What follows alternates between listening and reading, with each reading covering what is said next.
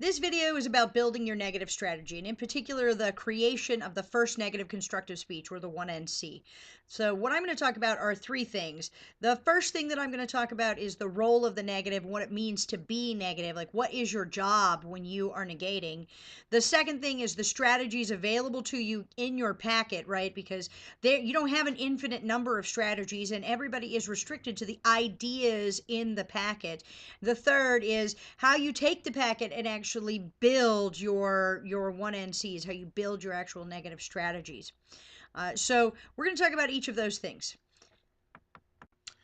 All right, our pack provides you with 4 strategy options, 4 solid strategy options, and I'm going to review what those strategies are. I suggest that when you have your squad meeting that you talk about briefly each strategy and that you have the team vote. You can always decide after the first tournament this strategy didn't work. Your individual teams can decide, no, I don't agree with my squad and I'm going to run my own strategy. That's fine as long as it's from the pack. Go for it, right? But I do think having a squad that's working on a strategy that is going to go through and fix the problems with it is a more successful route to winning than a squad that is haphazard. Everybody says their own thing. The coach never knows what anybody is saying at any given moment. And every time it doesn't work, we change it because it didn't work. It might not have worked because you're not good at debate, right? And you need more practice with debate. This is actually what I always tell my students when they come to me and say, our negative strategy didn't work. I say, well, first let's talk about the strategy, right? What was it that you said in the debate? And then, I sort of think through, is it actually a good viable strategy? Does it effectively say no to the AF plan? And if I think, okay, it does say no to the AF plan, then my next go-to is, we need to improve your debating skills, because this should be a strategy that works, which means that probably we need to be more thorough about our approach to the strategy. We need to sit down with the affirmative answers and write blocks. Blocks are when you write answers to the affirmatives answers, and we'll talk about that a little bit when we get to the different parts of the strategy and how you build them. All right, but sometimes it's really just a question of being a better debater to win a strategy. It's not so much the strategy's fault. All right, the negative portion of the pack is like a toolbox. All right, so in a toolbox, you have a lot of different tools. And if I am going to build, a desk, I don't need every tool in the toolbox to build a desk. Like some of them, it wouldn't make any sense to use to build the desk, right? It depends on what you're trying to accomplish as to what from the negative strategy you need. So that's why we're going to talk about the different strategic options, and that's why they are listed here for you. All right. So I would begin by having a squad vote, and then after the squad vote, I would break my students up into groups to help build the parts of the strategy, right? Just like you debated which cards belong in the AF case, you'll debate which cards belong in the neg case. And this can be somewhat labor intensive, and it's going to take a whole practice for you. And at the end of it, you'll probably collect all their stuff and have to maybe even make sensible order out of it by yourself at home, and then photocopy it and give them the negative strategy that they created. But in theory, that's the best way to go about it, to democratically vote and then to build the strategy as a squad, as a team. All right, so here are the 4 strategies that are listed up here. And they are, first, you can choose the legalization counterplan, the spending disadvantage, and then some case debate. Remember, all of this has to fit into 8 minutes for your students, and some of your students will read faster than other students. Some of your students will talk faster than they read. I always spoke faster than I read. So you'll have to figure out what the balance is. But if you're going to do the legalized counterplan, spending disad, and some case debate, timing is going to be of the essence, because that's a lot of stuff to get into that amount of time. And you might not get a lot of case debate. You might only get 3 or 4 arguments on case. The second strategy option is the spending disadvantage and a ton of case debate, because you'll have way more time to devote to the case. You can be thorough. You can really focus on different pieces of affirmative evidence. And when we talk about the case debate, we'll talk about how you destroy the AF on case. But this is a destroy the AF on case moment. The third option is the counter plan and a ton of case debate. You can always say, hey, we should legalize marijuana, and here's all of this case debate. And then the reasons for doing the counter plan are case reasons, that we better solved, that the affirmative team will actually make the drug war worse, right? These are net benefits, or what we call advantages, to the counterplan, and we'll talk about that a little bit more when we get to the counterplan. I do want to note this is a hard strategy because the affirmative team is prepared to prove that their AF works. That's their job. Prove your AF works. And so when you decide that that's going to be the core that you're going to contest, it's going to be hard. It's going to be hard. All right. And then the very last strategy, number 4, is just a ton of case debate. Just destroy the affirmative case. I will say that this is very compelling when it works because the affirmative's job is to win their case. So if they don't win their case, they very rarely win the debate. But you have to win a lot of the case debate. It's not like you can really just win a single argument and the judge will be like, it was a miracle, but I was totally convinced the case was crap because of this one argument. You're going to have to win a number of arguments on cases. This is a very tough strategy, but it's really good when it works. And I don't know a judge in debate history that doesn't like when the negative team decides to destroy the affirmative case. So it is a good strategy. It's a hard strategy. So those are your 4 options. Now let's talk about each one.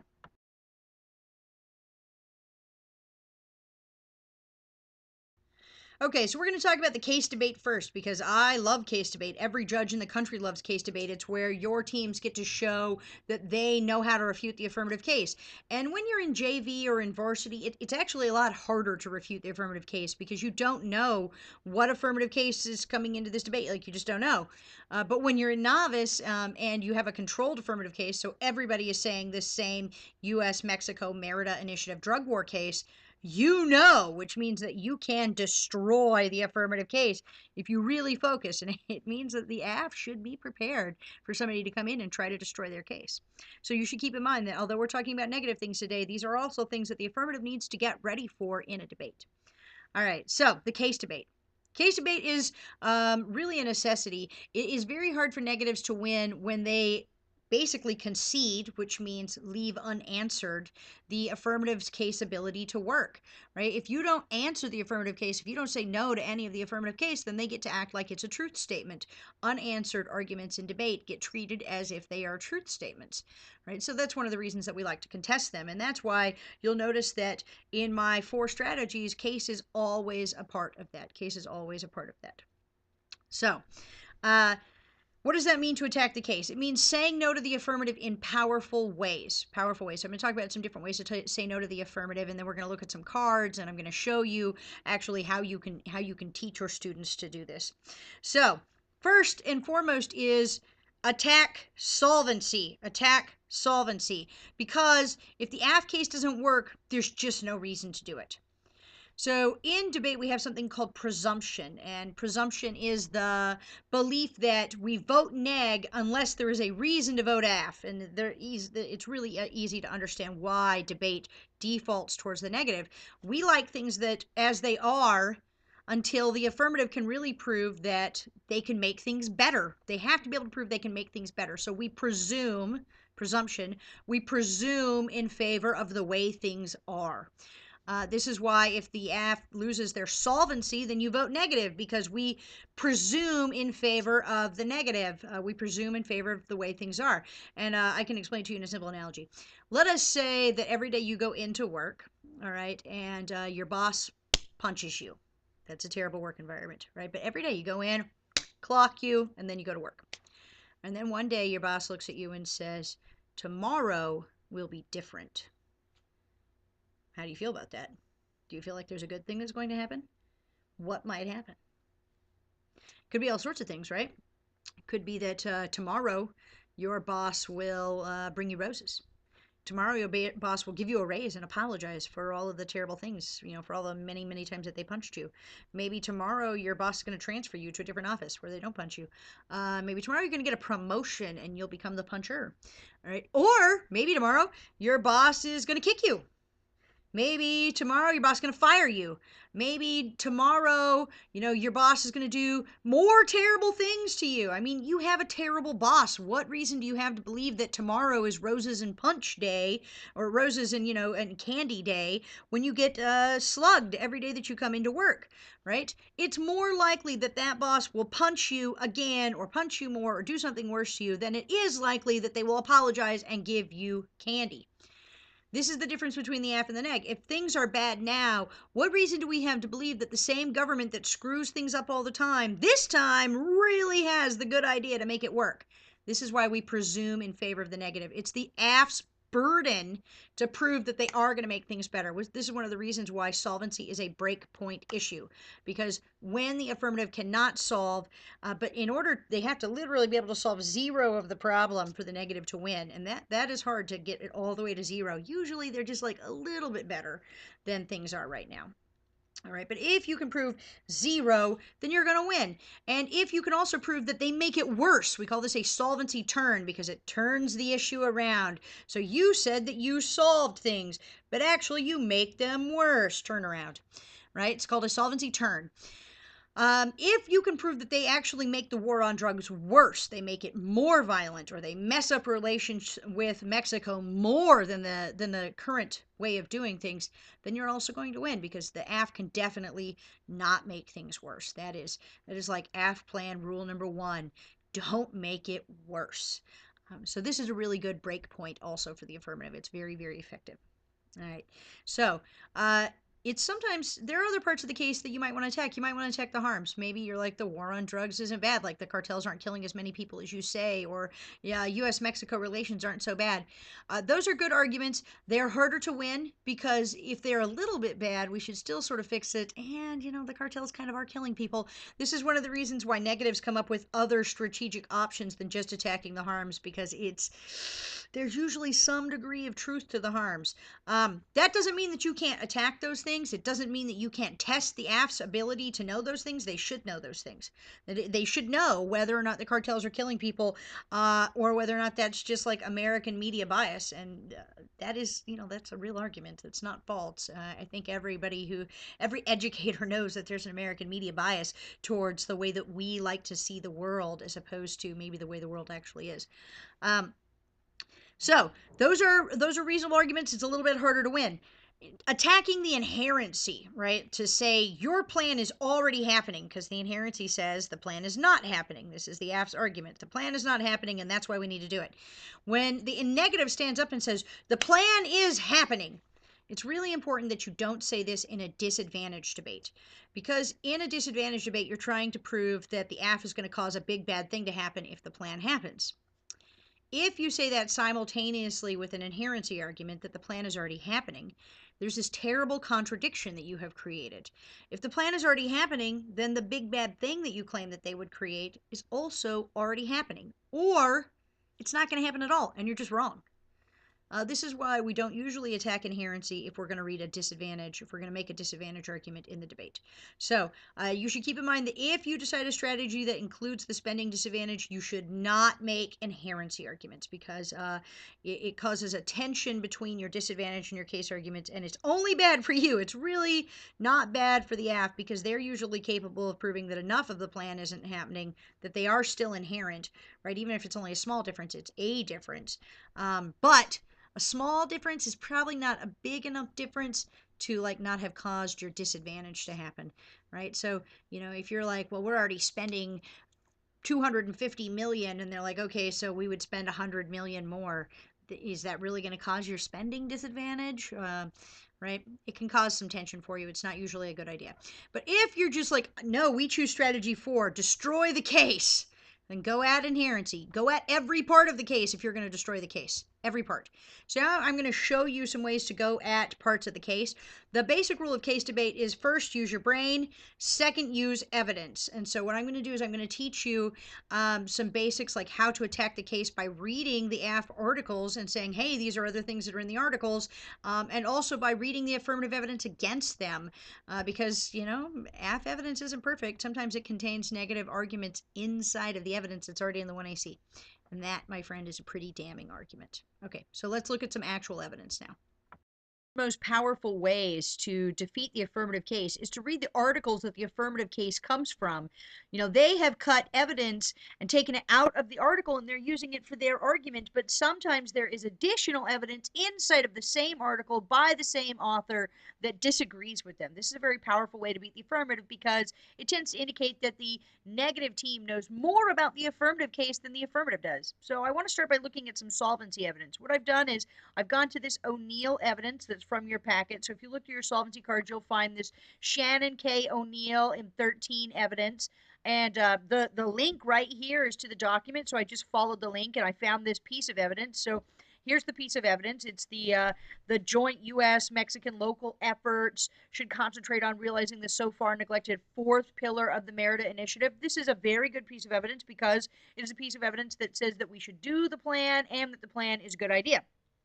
What I did was I went to that article and then I just went right to the next paragraph. And the very next paragraph says, here you can see it circled, finally, the U.S. should prioritize.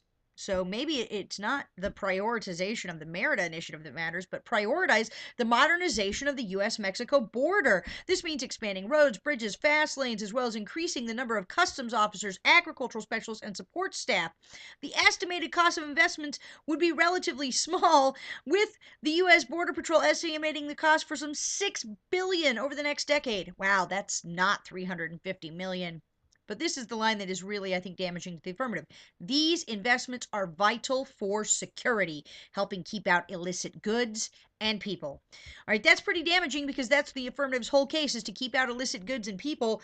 And it seems like their solvency author thinks these things need to be done.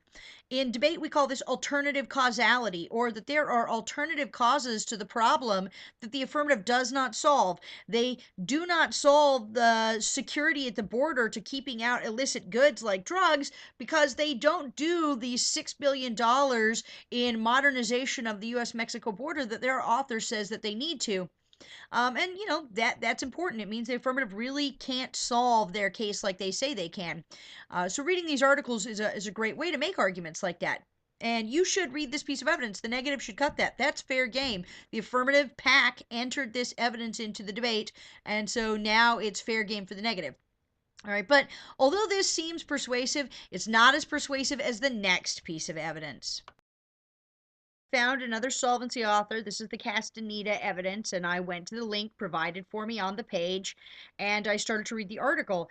And the very top of this article is just damaging to the affirmative's case belief in the problem. So if you look at this evidence, it says, first false premise, violence in Mexico has been increasing and something has to be done about it. Absolutely false. So it turns out that one of the affirmative solvency authors does not agree with the problem that the affirmative thinks exists. They would literally say that that is not a problem, that it turns out violence in Mexico is declining. That is very, very damaging to the affirmative. It really means that their solvency author just doesn't really think that you need the plan for the reasons the affirmative needs the plan. So you can find really great evidence like this just by doing a little research on their articles. So what we did before was we went and found affirmative articles and found negative evidence located in those articles. Now what we're going to do is actually look at the affirmative evidence.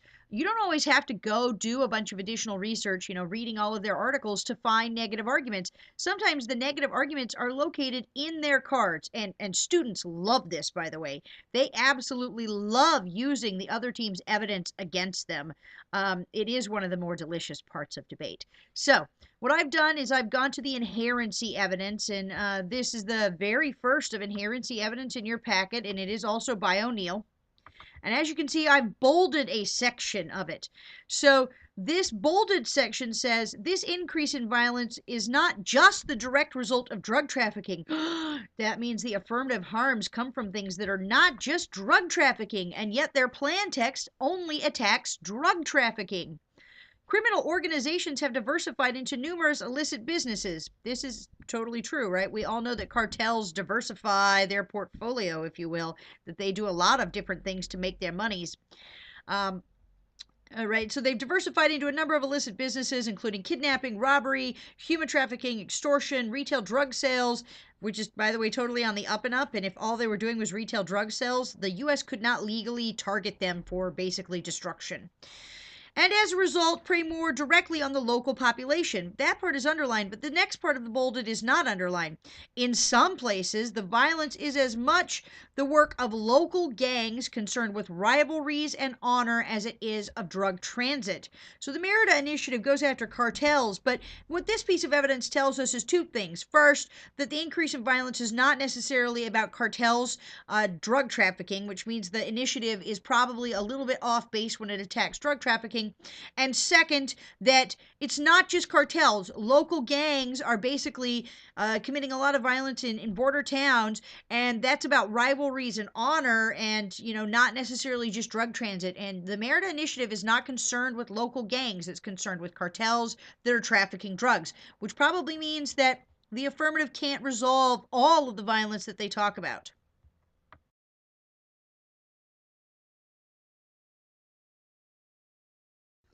Next up, the counterplan. So the counterplan is to legalize marijuana, and I want to talk first, though, generally about the concepts of counterplans before I talk about what this counterplan is. So a counterplan is a cost-benefit analysis because everything the negative says must say no to the plan. And the argument about a counterplan is, uh, we could do this policy option if we didn't do the affirmative plan, but if we do the affirmative plan, then it forecloses, it prevents us from picking this other policy. So there are three parts to a counterplan text, to a counterplan. The first is the counterplan text, which you have to read. They have to read a plan text. You have to read a counterplan text. And that counterplan text is already provided for you in the starter packet. But you have to read one. If you're picking the counterplan, they have to read the plan text and you have to read the counterplan text. If you don't pick the counterplan, obviously you don't need to worry about this. So if your strategy doesn't involve the counterplan, don't worry. All right. But if it does, you have to read the counterplan text. That's part one. Part two, the counterplan must be mutually exclusive, which is a fancy way of saying that you should not be able to do these two things together. You should not be able to do the affirmative plan at the same time as the counterplan. And when you can do them both together, this is called a permutation. A permutation is the combining of two things. So the combining of the plan and the counterplan. And when you can do them both together, then the negative has failed its job. It has not said no to the plan. The counterplan must be a trade off, a cost benefit analysis, right? A cost that we lose if we do the plan, all right? Or benefit that we lose if we do the plan. So it's really important that your counterplan be mutually exclusive. And so, what does that mean to be mutually exclusive? Well, it means that, these two things should not be able to happen together. So when you're teaching this, you should ask your students about life choices time, and talk about two mutually exclusive life choices, right? So, there are lots of things that you just cannot do at the same time. Let's say that I have 1 hour after school and I have to choose what I'm going to do with my time. And I have a bunch of homework that needs to be done. But my buddies called me and they want me to come over and play PlayStation or Xbox, with them. Right now, those are mutually exclusive things. You're not going to be able to do your homework while you play video games, all right? Don't try to pretend like you are. You're not going to be able to do those two things together, and you only have 1 hour of time. So you're going to have to pick. You're going to have to pick. So ask them about life choices that are mutually exclusive. It's a good way for them to start thinking about things that you cannot do these two things together, right? Um, and then I would move after life choices into relationship choices. There are things that when you're in a relationship with another entity that you cannot do them simultaneously. So for example, college or marriage. College or marriage. Now you're thinking that's not mutually exclusive. I can get married and go to college. You can, but your odds of divorce are much, much higher. It clearly has a hard time working out, and not in all relationships. It depends on who you're marrying as to whether or not they're going to be willing to support you through college, whether or not you can support yourself and another person through college, whether or not that person values college, right? It depends on who you marry. Relationships complicate things. That's important because it parallels the US relationship with Mexico. Sure, maybe we could do these two things together, but what if Mexico doesn't want us to? What if we don't want to? What if we're not really going to be actually supportive of doing these two things together? Like we're just going to be like, wink, wink. We pretend like we're doing them together, but we're really only going to do one of them, right? That's bad for your relationship, and it's not functional as a plan of action either, right? So these are ways to discuss being mutually exclusive. Just because you can do something together doesn't mean you should do something together. And mutual exclusivity is about both parts. It's about can and should. So the affirmative might be able to prove that you can do these two things together, but the negative is going to discuss whether or not you should do these two things together. And if you win that you should not, then you have won mutual exclusivity. All right. The last part, the third part of the counterplan is a net benefit. The counterplan has to be better than the affirmative case. All right.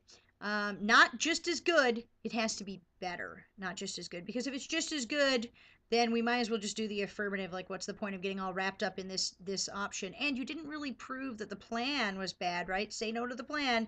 If it's just as good, then everything is fine, and we pick the plan.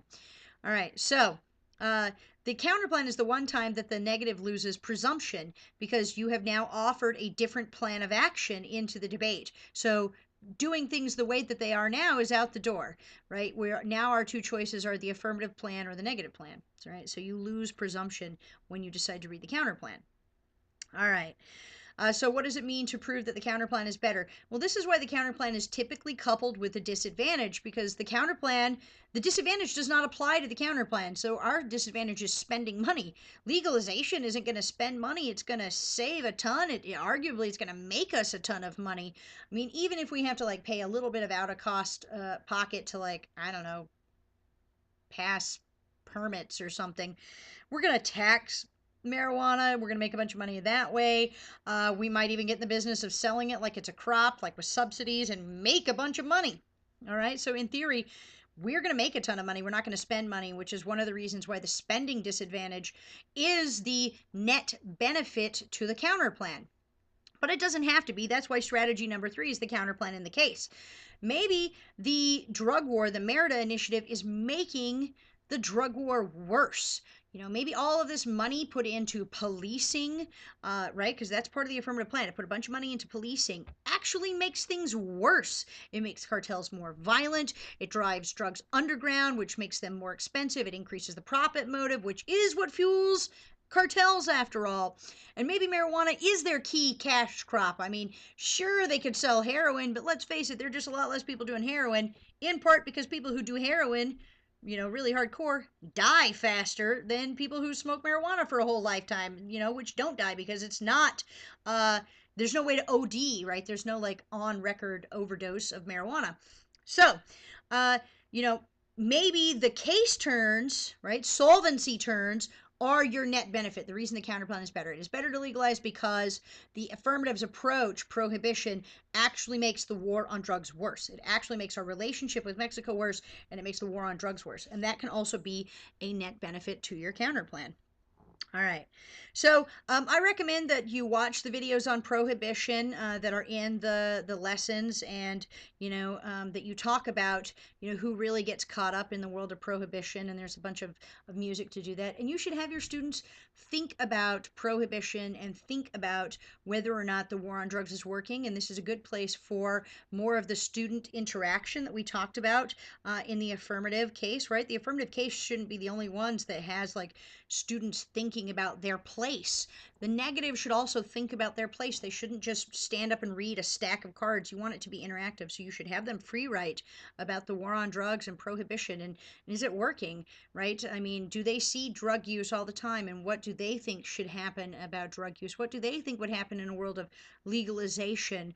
What would happen in that world? Would it be better? Would it be worse? Why or why not? To get them to think about their stories. They can find stories of people who wanted to have a legal business, but just they couldn't have a legal business, right? And that means they got caught up in cartels, they got caught up in illegal activities. And Immortal Techniques, what is it? Peruvian Cocaine, I think, is the name of the song. Anyways, is a really good example of that, right? That the war on drugs tends to only catch the little guy and doesn't really catch the big fish. So only those people lowest on the totem pole actually go to jail and pay the price, and that's kind of sucks. Um, and maybe they know people like that. Maybe there's things that they can relate to. You can certainly find some good experiential accounts of that. There's great poetry. You can have them write poetry. You can have them free write on this to talk about their own stories, the stories of people that they know. Um, you can find some great fiction that's sort of based on real stories. You can find some really great real stories, about the number of people who are in jail on nonviolent drug charges, and that's not right, and that they come out of jail criminals. They go in, not really criminals, and they come out in a whole different way, because that's what you have to do sometimes to survive. All right, these are really great ways to integrate your students' perspectives and your students' lives into this debate.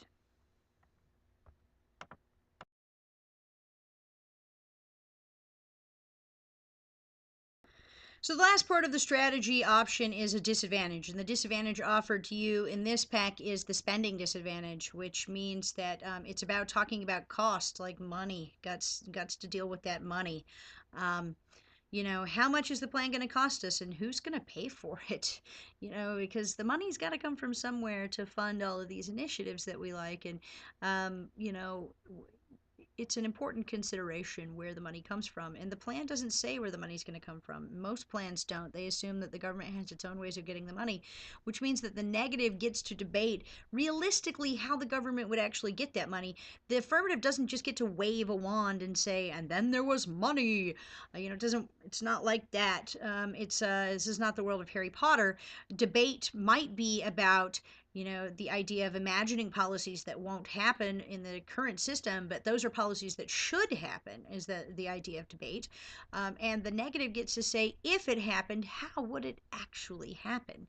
And funding is one of those questions. How would it actually happen? And our spending dissent says that we have already soaked the rich in terms of increasing their taxes. And, maybe that's true or not true. You can sort of think about that yourself. But if we increase taxes to pay for the policy, it's going to come out of the middle class. It's going to come out of the middle class, and that's going to push more of the low middle class into poverty, basically. And what is what is the violence of poverty in our world? And this is a really great place for your students to free write, to really think about poverty as not just an issue of a couple of people, but as a systematic issue, as a way that our world is created and sort of almost designed to push people into poverty, so that some people don't get taxed. I mean, let's face it, maybe the rich aren't soaked, but they're gonna fight a lot harder to not have to pay for the plan tax than the middle class and the lower class are, because the middle class and lower class don't have the funds to fight like the rich do. So they're not going to have to pay for it. Teachers and firefighters and shop owners and those who work at the post office and fast food workers and managers of retail stores, these are the people that are going to pay for the plan text. Like, when it really comes down to it, these are the people that pay for our government policies. So what happens when we ask them to pay for more, right? How many more of them end up in poverty? And what is the structural problem that we have, where we have created this system where people are just constantly pushed into poverty every time we pass a policy? And the affirmative does have to own up to that. They do have to answer that question, right? Like, you want to use this governmental system that's going to push people into poverty. Why do you want to do that?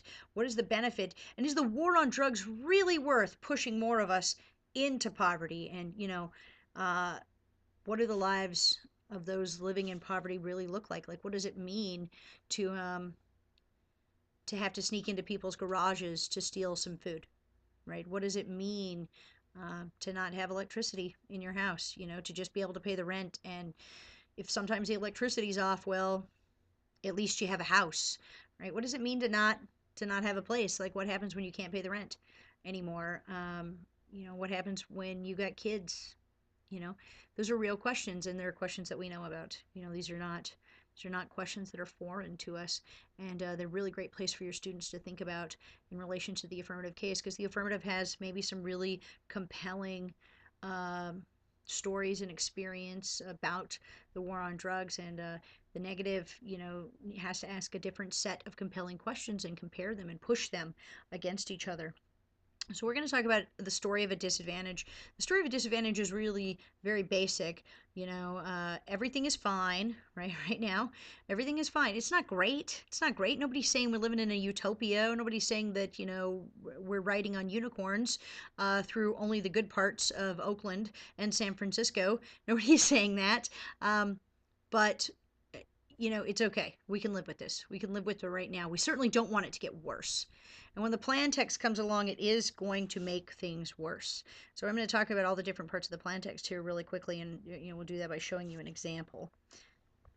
This is the story of a disad. So we love this cliff example, and I know you've seen it before if you've watched the negative video, but here's how it goes. So the uniqueness is when this little guy is standing up here on the edge of the cliff before he falls. And when you're on the edge of a cliff, things are tenuous, they're like, they're concerning, but they're still safe. You haven't actually fallen. The link is when like a boulder or a strong wind or another person who's a real jerk comes and knocks this guy off the cliff, all right? So somebody else, something else is responsible for changing the situation.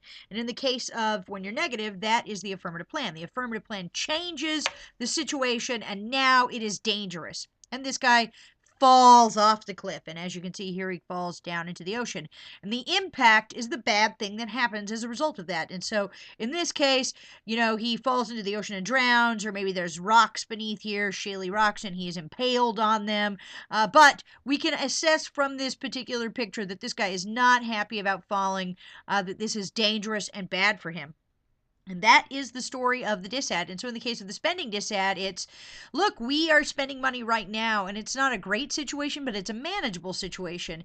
And then the affirmative comes along, and they require $350 million more dollars. And that means that we have got to raise taxes on the middle class. More of them then fall into poverty, and that is a structural violence that pushes people into a place where they cannot live. And that is the story of the disad. All right, so now we have talked about the different parts of the disadvantage, and you've seen the infamous cliff example, which is a great example to show your students because it is like the number one way that we teach the disadvantage.